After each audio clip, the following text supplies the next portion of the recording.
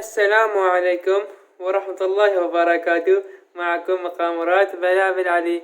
طبعا اليوم حلقتنا راح تكون شلون تعرف بلابلك متولفات. طبعا تشيل اسئلة انا يعني شلون تعرف بلابلنا متولفات، يعني شلون يعني هذا قفص مناسب يعني يصير بيه تكاثر ما يصير. ان شاء الله هاي الحلقة راح اوضحها لكم. طبعا تعرف بلابلك متولفات او متشابهات، يعني هاي راح اوضحها لكم. هسه كما تشاهدون النفي والفحل ماي نايمات واحد نايم لم واحد كما تشاهدون.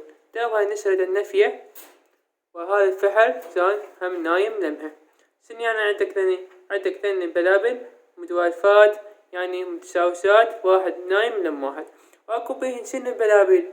واحد نايم على مجفم، واحد نايم بالعش. شنو يعني ثني؟ يعني متوالفات بس مو درجة 100%، لا مو متوالفات حيل، بس انه شنو متشاوشات يعني ما واحد متعود على واحد. طبعا انا بلابيلي من ذاك الموسم كامل توهن الا تشاوشن، يعني صار متوالفات كلش.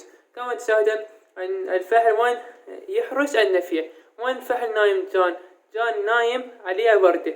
كما تشاهدون مساع شوية رجعوا المقطع شوفوا وين نايم عليه وردة، بينما النفية نايمة لمه.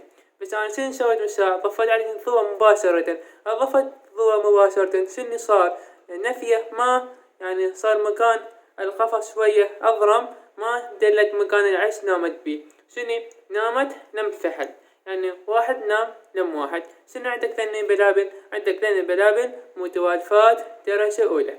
مرات اكو كليتك ومرات اكو بلابل ما متوالفات، يعني واحد نايم على مجفم واحد نايم بالعش، او واحد نايم مجفم على يمين واحد على يسار، بس شنو بعيدات. يعني هي هاي يعني شلون تعرف بلابلك متوالفات. واهم نقطة ارد ما عندكم، واذا ثبتوا احساس ثبتوهن كلش قوح، بحيث اذا النفية اذا وقفت على العش مالتها شنو ما راح يتحرك. وكما تشاهدون هسه النفية وين نامت بالعش. تريد تفحص العش او تريد تبيض بيه. انا مساعدة لكم طفيت الضوء مباشرة، النفية ما دلت بمكان العش. بس انا هسه صورت يعني عليهن، شعلت عليهن ضوء. قلت انا بالكتب كالنايمات اسوي لكم حلقة يعني شلون تعرف بلابلك متوالفات. مرة شنو الفحل يحرس النفية، يعني نفية وين تنام بالعش، بينما الفحل يحرس المكان ما يخلي اي كائن حي يوصل لم العش. شنو اذا وصل راح يبقى يصيح. يعني راح تسمع بلابلك يصيحن، انت راح تروح لهن تكلمهن مثلا ببريس او قطة او واحد مضايقكن يعني، او قطة تاكلهن راح يبقى يصيحن ويعني خايفات من هذا الشيء. طبعا انا حلقتنا راح تكون يوم بس شلون تعرف بلابلك متوالفات. انا كذبت لك يعني واحد نايم لم واحد، لو مثلا واحد نايم على مدفم، لو واحد نايم يعني بالعش.